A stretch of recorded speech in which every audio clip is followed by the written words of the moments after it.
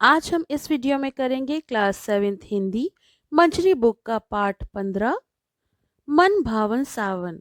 ये एक कविता है और इस वीडियो में हम इस कविता के प्रश्न अभ्यास करेंगे। तो चलिए प्रश्न अभ्यास शुरू करते हैं। और अगर आपको इस कविता की व्याख्या चाहिए तो उसका लिंक मैं डिस्क्रिप्शन में दे दूंगी, तो आप वहां से देख सकते हैं। तो चलिए प्रश्न अभ्यास शुरू करते हैं। कुछ करने को।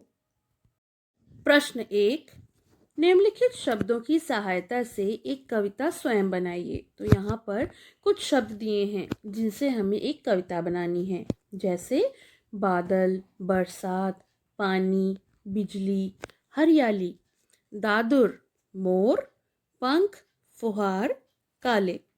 तो इसकी कविता इस प्रकार बनेगी। बरसात आई, काले बादल घिर कर आए, मन भावन हरियाली लाए, बिजली चमक रही घन माही, छम छम बरस रहा है पानी। आगे है, नन्ही नन्ही पड़े फुहार, मोर नाचता पंख पसार, दादुर ध्वनि चहु ओर सुहाई, बरसात आई। तो ये तो हो गई कविता जिसमें हमने उन शब्दों का इस्तेमाल किया है।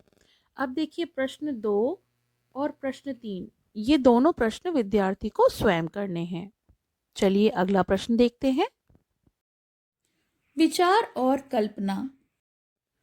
प्रश्न 1, कविता को पढ़कर आपके मन में सावन का जो चित्र उभरता है उसे लिखिए। तो इसका उत्तर है, कविता को पढ़कर मन में सावन की हरियाली का चित्र उभरता है। प्रश्न 2, सावन में चारों ओर हरियाली फैल जाती है, दादुर, मोर, चातक सभी खुशी से बोलने लगते हैं। सबको सावन कैसा लगता है, ये सब 10-15 पंक्तियों में लिखिए। तो हमें यहाँ पर सावन की चारों ओर फैली हुई हरियाली का वर्णन करना है। तो इसका उत्तर इस प्रकार है, हमें सावन अच्छा लगता है। हमें सावन इसलिए अच्छा लगता है क्योंकि उसमें चारों ओर हरियाली होती है। सावन में चारों ओर हरियाली छा जाती है, पेड़ पौधे और वनस्पतियां सभी हरे भरे हो जाते हैं। गर्मी और सूखी रेत के दब जाने से राहत मिलती है। चारों ओर हंसी खुशी का वातावरण होता है। पशु पक्षी, जीव जंतु सभी प्रसन्न रहते हैं। गरजते बादल अच्छे लगते हैं, उनमें चमकती बिजली देखकर बच्चे खुश होते हैं। नीम के वृक्ष हिलते हुए अच्छे लगते हैं। बच्चे और स्त्रियां सावन में झूले पर झूलती हैं और सावन के गीत गाती हैं। मेढक, मोर, चातक और सोन बालक आदि पक्षी खुशी से अपनी अपनी बोली बोलते हैं। प्रकृति में मनमोहक दृश्य दिखाई देता है जो बच्चों को खुश करता है।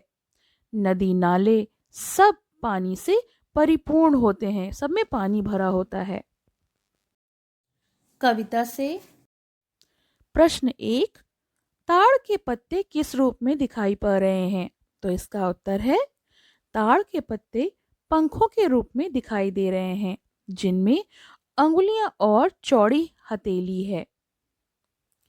प्रश्न 2, हर श्रृंगार और बेला के फलों पर सावन की बूंदों का क्या प्रभाव पड़ रहा है? तो इसका उत्तर है, हर श्रृंगार के फूल झड़ रहे हैं और बेला के फूलों की कलियां प्रतिपल बढ़ रही हैं। प्रश्न 3, निम्नलिखित भाव कविता की किन पंक्तियों में आए हैं? तो यहाँ पर कविता के भाव दिए हैं और हमें बताना है कि वो किन पंक्तियों के भाव हैं। तो का है, पीपल के पत्ते मानो ताली बजाकर नाच रहे हैं और नीम आनंदित हो झूम रही है। तो इसका उत्तर है, नाच रहे पागल हो, ताली दे दे चल चल, झूम झूम सिर नीम हिलाती सुख से विवल। ख, पानी की गिरती धाराओं से धरती के कण कण में हरे भरे। तो इसका उत्तर है, धाराओं पर धाराएं झरती झरती पर रज के कण कण में तृण तृण का पुलकावली भर। प्रश्न 4, निम्नलिखित पंक्तियों के भाव स्पष्ट कीजिए। जैसे प्रश्न 3 में भाव दिए गए थे और हमें पंक्तियां बतानी थी। यहाँ पर पंक्तियां दी हुई हैं और हमें भाव स्पष्ट करने हैं। तो इसका पहला है क, उड़ते सोन बलाक आर्द्र सुख से कर क्रंदन। तो इसके भाव होंगे, बरसात में सुखी होकर आवाज करते हुए बगुले उड़ते रहे। ख, रोम सिहर उठते छूते वे भीतर अंतर। तो इसके भाव हैं, बरसात को देखकर रोमांच होता है जिसका दिल पर गहरा प्रभाव पड़ता है। ग, फिर आए जीवन में सावन मन भावन। तो भाव होंगे, मन को अच्छा लगने वाला सावन जीवन में बार बार आए और जीवन में खुशियां आए और वो जीवन को खुशियों से भर दे। प्रश्न 5, कविता की अंतिम पंक्तियों में कवि ने क्या इच्छा व्यक्त की है? क्या इच्छा है कवि की? तो इसका उत्तर है, कवि ने इच्छा व्यक्त की है कि मन भावन सावन जीवन में बार बार आए जिससे मन प्रफुल्लित हो जाए। भाषा की बात। प्रश्न 1, झमझम झमझम मेघ बरसते हैं सावन के। इसमें झमझम ध्वनि सूचक शब्द है। कविता में अन्य कई ध्वनि सूचक शब्दों का प्रयोग हुआ है जिससे सावन की बरसात का बड़ा सहज और सरस चित्रण हुआ है। इस प्रकार की ध्वनि सूचक शब्दों को चुनकर लिखिए। तो हमें कविता में से ध्वनि सूचक शब्दों को चुनकर लिखना है। इसका उत्तर है, छम छम, तड़तड़, टप टप, चमचम, थम थम, झूम झूम, घुमड़ घुमड़ और झंझन। ये सारे ध्वनि सूचक शब्द हैं। प्रश्न 2, कविता की उन पंक्तियों को चुनकर लिखिए जिनमें अनुप्रास अलंकार है। तो इसका उत्तर है, झम झम झम झम मेघ बरसते हैं सावन के, छम छम छम गिरती बूंदे तरुओं के छन से।